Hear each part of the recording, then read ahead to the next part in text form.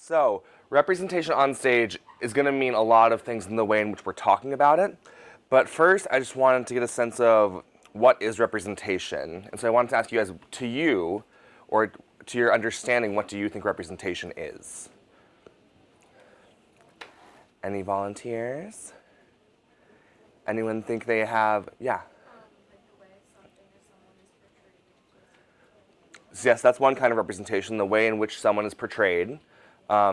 Does anyone have something that they felt really represented them wonderfully? It could be on stage, it could be on screen, it could be in music. Something that really stuck out to them as an instance of representation that was strong. Anyone? Yeah. I'm not like Asian, but like the Crazy Rich Asians, yes, yeah. big deal. Yes, that was a very, very big deal. So I'm in the theater department. I don't know if anyone has seen any of the shows that were in Vasey, but that hit some students there like very, very hard when that came out. Like, there was a bunch of trips to go see Crazy Rich Asians as something that was kind of a pivotal moment for people of Asian culture. All right, so to give some definitions. So there's two definitions we're going to talk about, guys. The first one is the action of speaking or acting on behalf of someone for the state of being represented. So this is literally like what our government people are supposed to be doing right now, is representing us and making sure that our voices are being heard. And then the other one is what was mentioned, the description or portrayal of someone or the state of being represented. And so that's when we talk about how things are being shown. So when people get upset, rightly so, during the mid-century about cartoons, old cartoons, and how they would portray African-American people as like cave people, which is awful. Or if you look at how Asian Americans were portrayed so frequently as sex workers, that is absolutely not okay. So that's what that brings up. So going into on stage, this is where I get excited. I'm going to be looking a lot at Broadway because that is kind of the slice of theater that most people are most people are aware of. And if someone is to experience it, that's what they're going to experience. So on Broadway, and this is the 15-16 season, so not last year, but the year before, 35% of roles went to minority actors, which is low. That should be higher. And what's especially concerning about this is the 5% increase isn't crazy from 14 to 15. That's good that it's going up. But the 24% increase from 13 to 14, that is alarming considering how progressive and how forward-thinking kind of the artistic community labels themselves. And we do it all the time where we think we're forward-thinking and then we'll do something idiotic that's not good. If you look at right now on Broadway, there's the new production of To Kill a Mockingbird. And it's actually being sued by the Harper Lee estate because they went so far off of what the book is. And part of the big problem with it is that basically there's not like a bad guy in it. The community of the South that is kind of criminalizing Tom they're not portrayed as wrong, which they are. In my opinion, they're not, but it is. And so I'll get there's something important to note here in a minute. This is also very sad. So musicals are distinctly more diverse than plays. And part of the problem with the gathering data on this is that there's just not as many plays on Broadway, although this year is actually an awesome year for plays, but it's mostly musicals. But does anyone have any idea what happens, if I have any theater people in the house, what happens on Broadway between the 13-14 and 14-15 season? Actually, it's between 14-15 and 15-16, yeah. So what happens? Anyone know? There's a big thing that happens on Broadway that you will all know, I think. Yeah? Yeah, so Hamilton opens. And when Hamilton opens, that is a giant, massive, big-budget musical, and the cast is almost all minority actors. King George, obviously, is the big exception there. And the same season this opens, it's a pretty important one on Broadway as far as diversity is concerned. Because you also have it within the same, we'll say 2 years, because the Broadway seasons are funny because of how they fall with the summer not really being included, even though this opened in August. So you have things like Allegiance opened around the same time, which is a story of Asian American people being put in concentration camps during World War II here in America. And that was basically all Asian American cast. There's like 3 or 4 white people who are playing like the soldiers and the nurses and stuff. And then we also have opening the same year as the Color Purple revival, which brings a lot of African American bodies onto Broadway. So in years when you have 3 big shows like that, also not to mention On Your Feet, which is all Latino actors. It's the story of Gloria Estefan. So when you have 4 big musicals bring all these bodies on stage and the stats are still only 35%, that is an issue and concerning, considering there's only 30-some Broadway houses. There's 30 theaters housing 30 shows, and only 35% are minorities.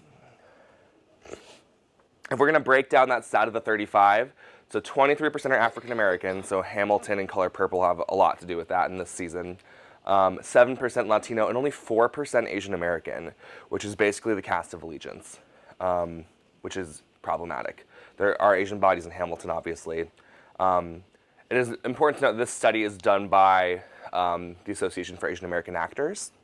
So they got on that a lot, and voices were heard after this study came out. And if you look right now, we just had on Broadway our first female Asian American playwright ever. Had a show called Straight White Men by Young Jean Lee, which was a limited run this summer. It was at the Helen Hayes. All right, so portrayal as representation. This is where we get into how things are portrayed. This is where I'm very interested in how kind of the world works. So my interest in this started, so I am an out gay man, very proud of that, and I had an epiphany experience last summer, so summer of 2018, sorry, where my cousin and I, he's Asian American, and I'm me, we were on vacation, and it was like a rainy day, and we were watching Love, Simon, of all things. And the experience of watching, he's gay too, and the experience of watching Love, Simon and seeing just a diverse cast, and then also just a story about someone being gay where it's not like beating you over the head with their gayness. And same thing with other, like one of the things with Crazy Rich Asians is it doesn't beat you over the head with the fact that they're Asian. They just happen to be. And that's something that's really exciting to see as storytelling is evolving and becoming more inclusive, is the fact that it doesn't have to be all about your experience as a minority. It can just be about your experience as a human, which is really important. All right, so one thing I'm going to do here. Broadway should do a lot of things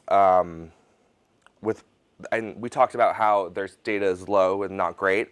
Broadway should be able to like scream to the heavens, they're inclusive, they're so liberal, they're so progressive. But let me show you something that they do as far as the portrayal of some of these minority bodies on stage that I take issue with. So let's start. So if we're gonna just use Google Images. I think it's very telling. I love putting in stereotypes in Google Images and seeing what we put up. So let's just put in, let's put a black man into Google Images, which is a dangerous thing to do sometimes. So look at this. And there's things from movies and there's things from the news, but there's also just a lot of like black guys who just look like they're going to work. On Broadway, and just in theater in general, let's see. So let's go to Color Purple. We're just talking about Color Purple.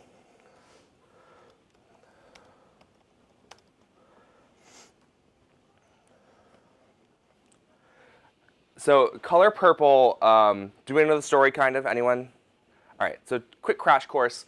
So Celie, who's this woman with the yellow pants, she and her sister are kind of given to this care, this guy named Mr. Their father sells them off to this guy named Mr. basically, who's another black man. He wants to marry Celie's sister, but she's older, so this guy named, sir, I apologize. So he has to take both of them to get the sister, basically. And the important part of the story is that Celie is considered very ugly, even though she's not at all. And kind of her coming to terms with herself as a human and as a woman. And she's worked to the bone and abused by basically every man that comes on stage. And she gains friends. This is someone named Sophia, who's like a proto-feminist kind of in theater. And this woman named Shug Avery. And so two really cool things as far as representation happen, and a couple like things happen in this. Mostly good, actually, in my opinion, for this one. So, the bodies on stage for this, there are no white people on stage, and it is a mostly people of color production team, so it is people who should be telling these stories. And there's no, slavery is like mentioned and brought up and touched on, but it's not exactly, it's not like they're not beating you over the head with it. So like I was saying with Love, Simon and Crazy Rich Asians, it's a story about black people where blackness is touched on, but it's not like the pivotal part of the story. It's about them being people, which is fantastic. The other really cool thing, and I've seen maybe one show like this. So in Act 2, Shug Avery and Celie, there's a relationship. There's a lesbian relationship, and there's literally, I don't think anyone has any issue the entire thing. And this is in the South, in the like 100 years ago, and there's no issue with two black women being in a gay relationship. No one has any issue with it, which is pretty fantastic. The one area with this that I do still take issue, and part of it is like the periodness of it, is if you look at how it's costumed, it's still very, very like lower class. And where that might be true, I think an opportunity was missed here to celebrate like the energy within a minority community. So I'm speaking from my own experience of just say going to like a gay bar, for example. If you go in there, even if people are broke, they like will dress to the nines and do their best. And if you go back and you look through history, that happens if you see this musical Allegiance, which comes to cinemas every now and then. There's this scene, they're in a concentration camp, but they still hold these dances, and everyone dresses to the nines. So I think the choice to put them in these kind of like, well, this is a scene in a bedroom, but go back to that scene.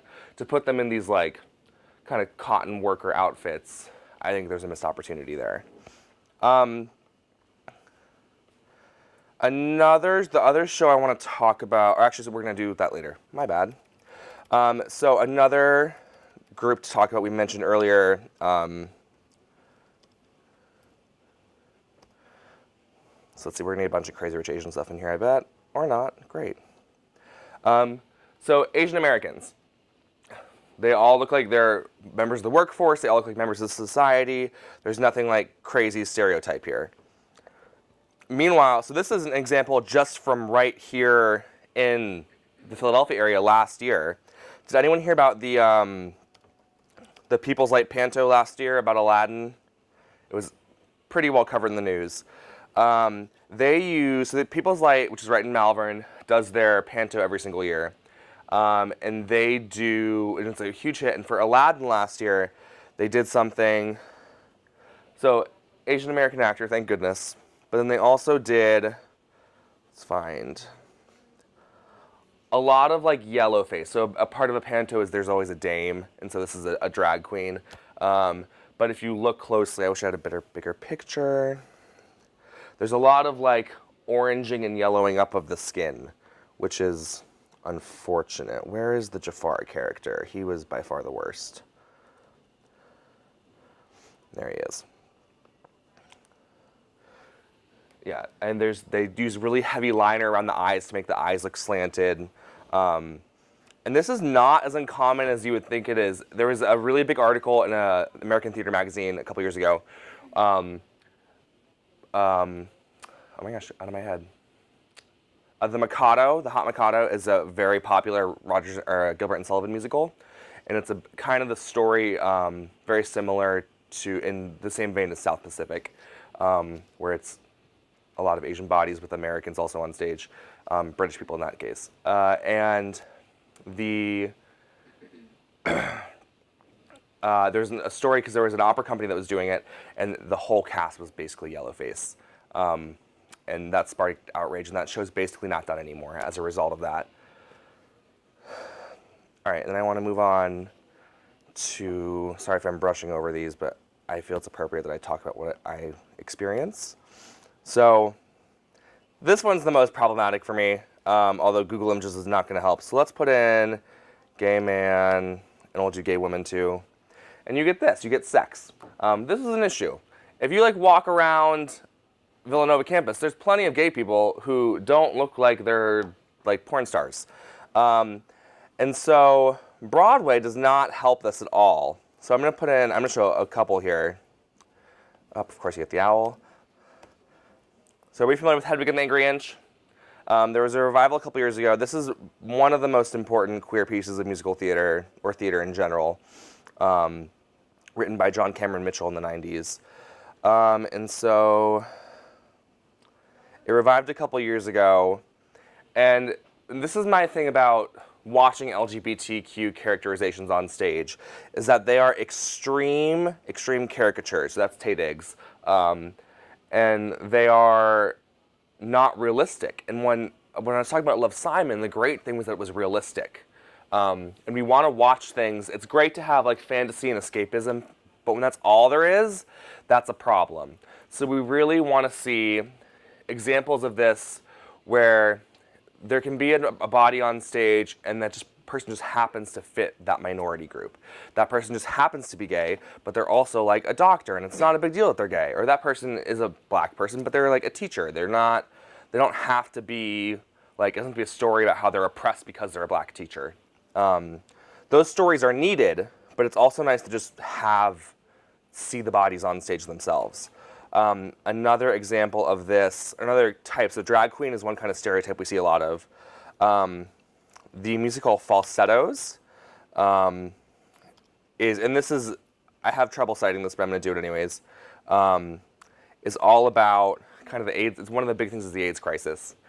And in this case, you see this is Andrew Rannells playing one of the main characters with his love interest here. And the driving force of the second part of the story, most of the story, is that he has AIDS. There's nothing about just like the fact that it's two men having a relationship and one is ill, but you're beaten over the head with the AIDS crisis, which is obviously important, but there's lots of theater representing that, such as Rent, such as Angels in America. There's a revival of this as 2 years ago, and they kind of missed the opportunity to maybe reliven it and to make it about something more than just the AIDS crisis. And I will say that for gay men of a certain age, that's such a huge part of their life, they just can't let that slide, which I can respect that immensely. Bill Finn, who wrote and did the music for it, lived through that, had a heavy hand on this production, and so I'm sure that that's probably the reason why there wasn't an opportunity for the update. Okie doke. So, moving on to, this is killing me. All right. I want to talk really briefly, not really briefly, quick hit, gay women. So here, this is a little bit better than gay men, but you still see, the pride flag is of course one of the first things. I don't know why Princess Leia in a bikini is there.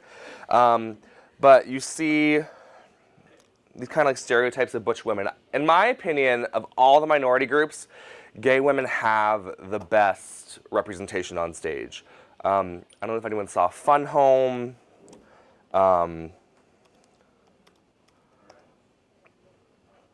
But in Fun Home, let's see this one.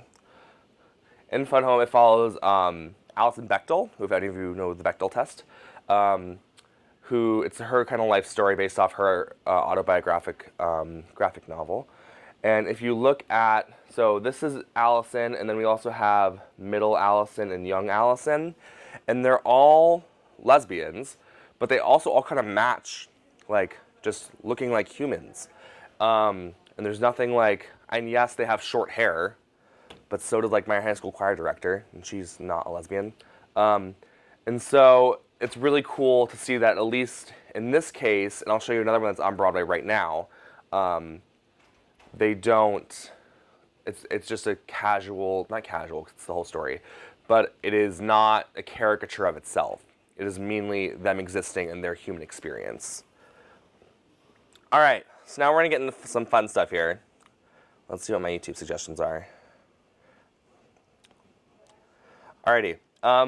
So I'm gonna show you guys a couple just clips of some musicals, some that I've mentioned, one I didn't mention yet, but it's in the title of this, so I feel like I need to mention because it does something super great.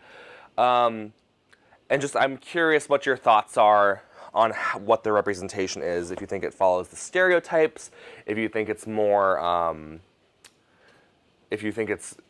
just about putting the bodies on stage and experiencing the story. So the first one we're gonna do, let's do Color Purple first. Most of these will be Tony Award performances.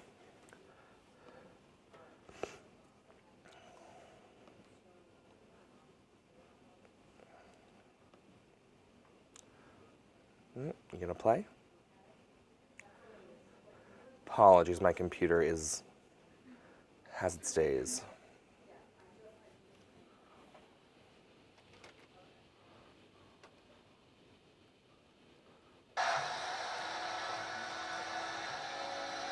And it's Oprah. Who doesn't love Oprah?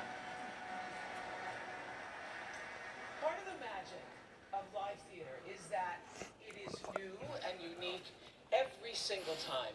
And this has perhaps never been more true and more thrilling than in our next nominated Best Revival of a Musical, The Color Purple. This story has been a part of my life for over 30 years. As a novel first, then a film, and of course the stage musical. And yet, as it does for everybody who experiences it, this new production succeeds in stunning, in surprising, and in catapulting us to our feet as if it were completely new. Please welcome Cynthia Erivo, Heather Headley, Danielle Brooks, and the cast of The Color Purple. So something I want to point out, just to watch the styling of it, listen to the music, that's huge, that I'm going to get into in a second.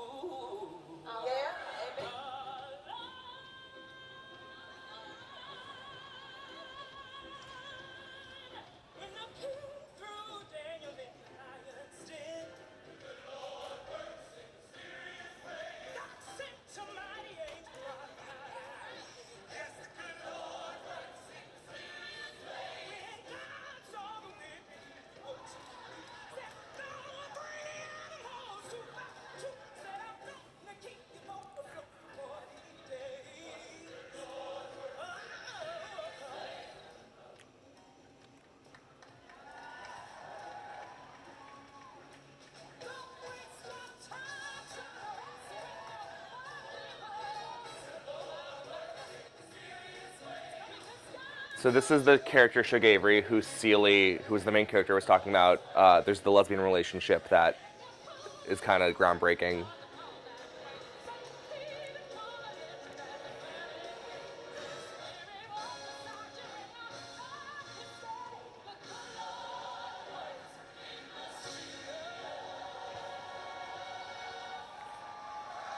All right.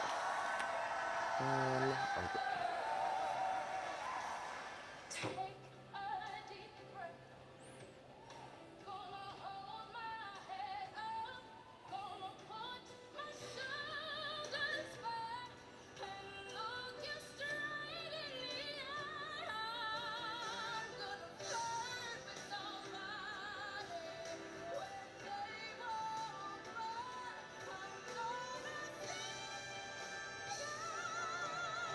gonna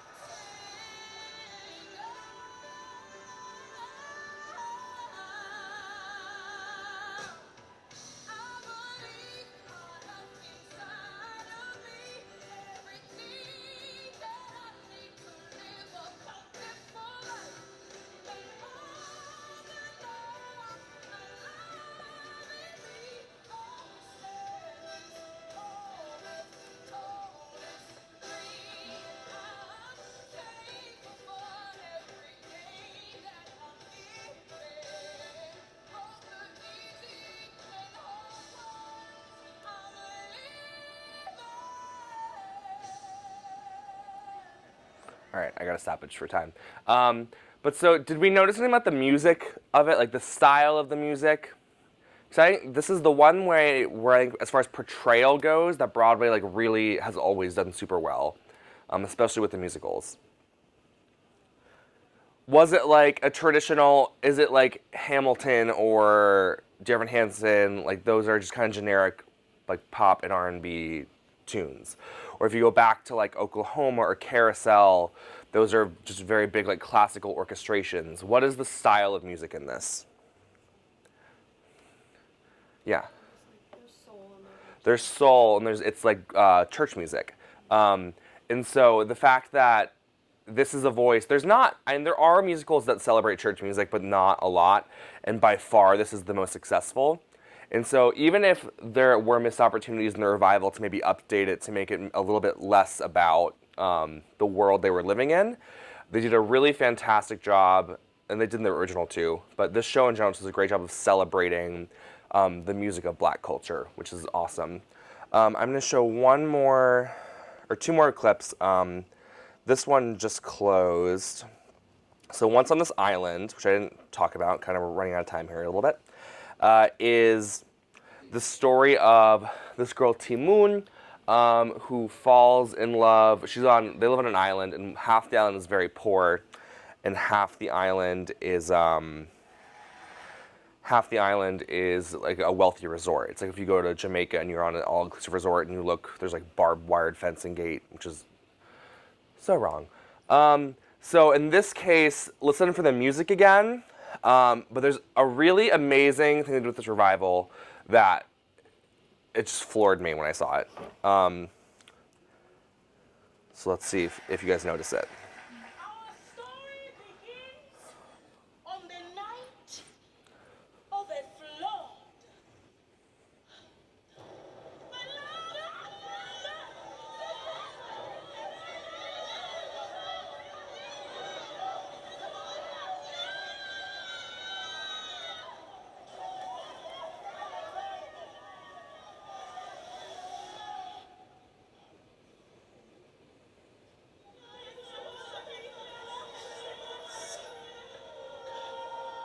This is Lea Salonga, who, if you don't know, is the voice of Jasmine in Mulan.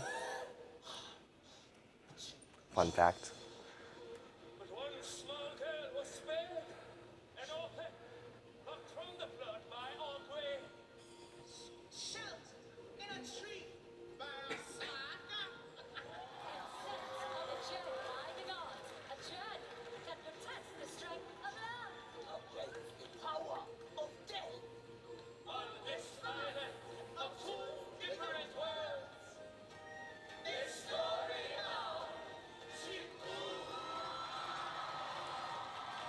Ti-Moon, darling, Mama's gonna sing.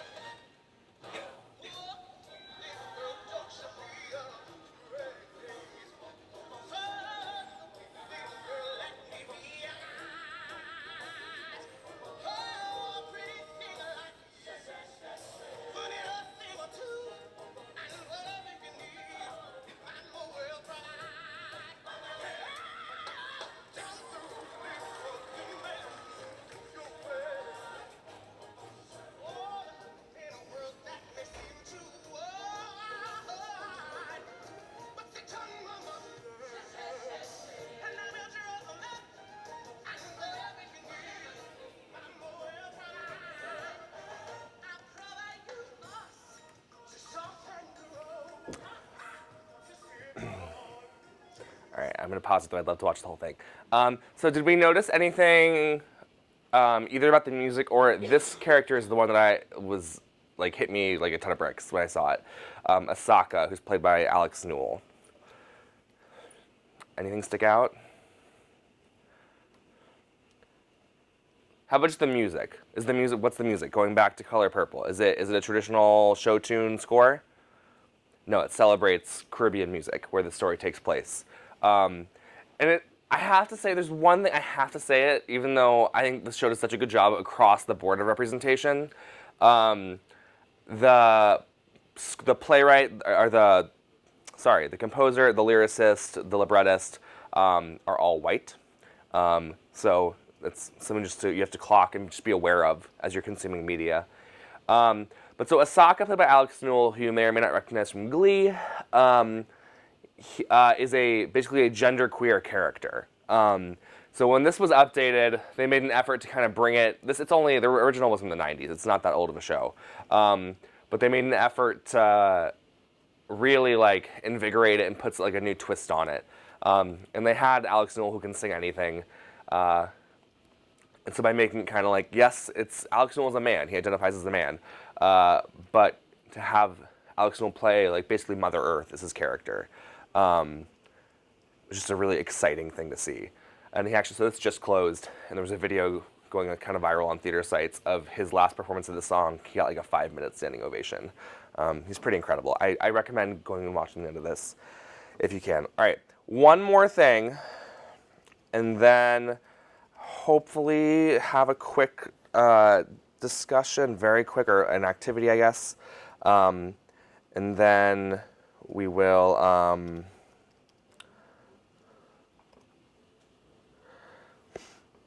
we'll wrap it up. So this is from Thanksgiving. This show just opened on Broadway, and it's making a lot of buzz. So it's called The Prom, and it follows a lesbian teenage couple who basically are told they can't come to prom. Actually, they'll tell you. Why am I wasting time?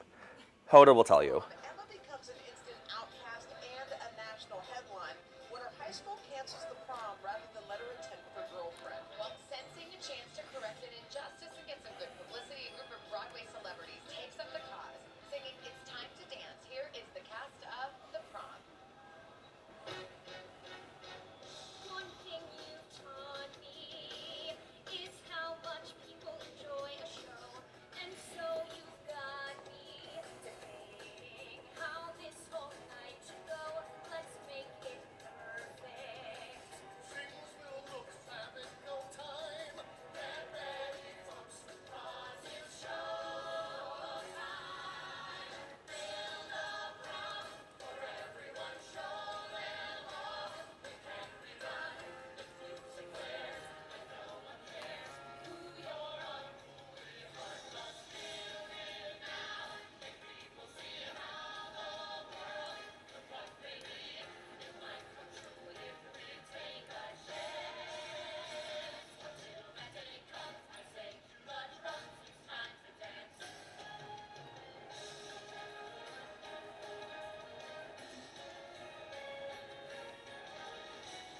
So you'll note, even though it's about the two girls, there's other gay couples. It's more than I dared wish for.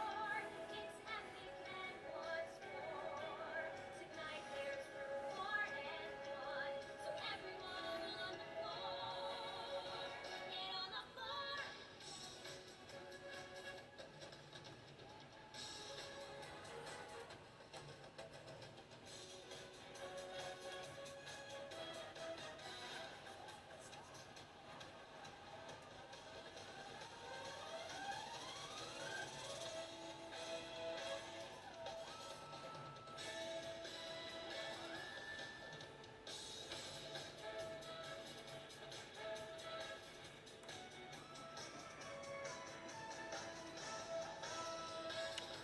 I'm gonna skip ahead just a little bit.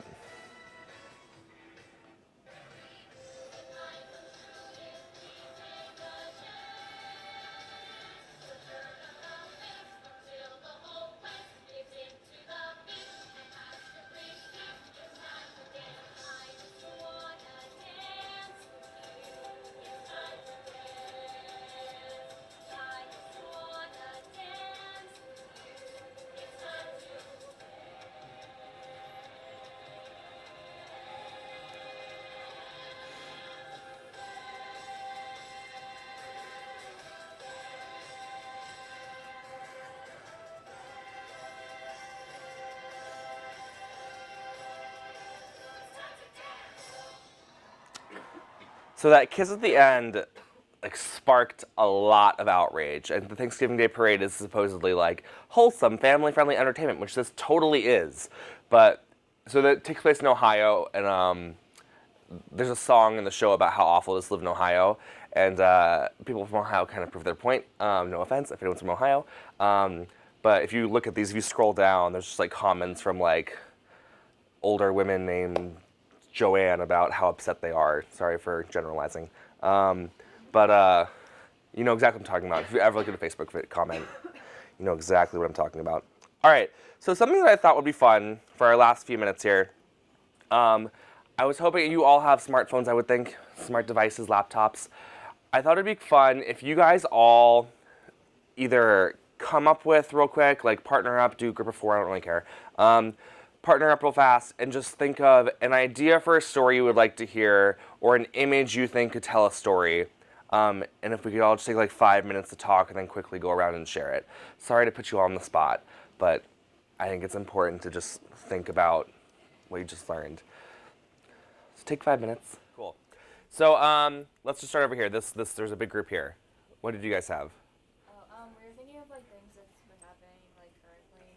Mm-hmm. And we saw like that story about like the bunch of like teenage white boys bullying an Asian Yeah, girl. the MAGA hat kid. Yeah. So like maybe like a story around like that, like conflict. Yeah, there's a lot of interesting discussion right now about how there's all this energy being put into Asian American and African American and Latino storytelling, but Native culture, Native American storytelling is like really like, and there was just actually a play off Broadway for the holidays called the Thanksgiving Play. It was all about how do you tell the story of Thanksgiving without like infringing your white opinion on the Native side, which is pretty cool. Let's go over, there's a group here somewhere. Is it this group? Okay, great. We were talking about not so much a particular group, but any minority that's like underrepresented in like cartoons, for example. Mm-hmm. Because it's very important to have representation of many groups in like children's shows. Yeah, for sure, that's huge. So my day job, since I'm here in grad school, can't have like a super great job, but you should all go to grad school though. My day job right now, I'm a preschool teacher, and there's a poster as soon as you walk into our building, and it says, "We need diverse books." Because if you look at children's content especially, it is so whitewashed. Like, of all the things, like the most whitewashed. And I think honestly it's gotten like more whitewashed recently than it was even in like the 90s, which is not a good thing. Cool, is there a group like here? Yeah. Yeah. We were kind of thinking like college as well, like college and Mm-hmm. a lot of it tends to be whitewashed in like higher education. Yeah. And so we were thinking like a story about like the first black men who had to go to college and they wanted to go to higher education, but they also Mm-hmm. Yeah. I am so surprised there's not more like stage work about that, because it would be very easy to stage, and there's virtually none.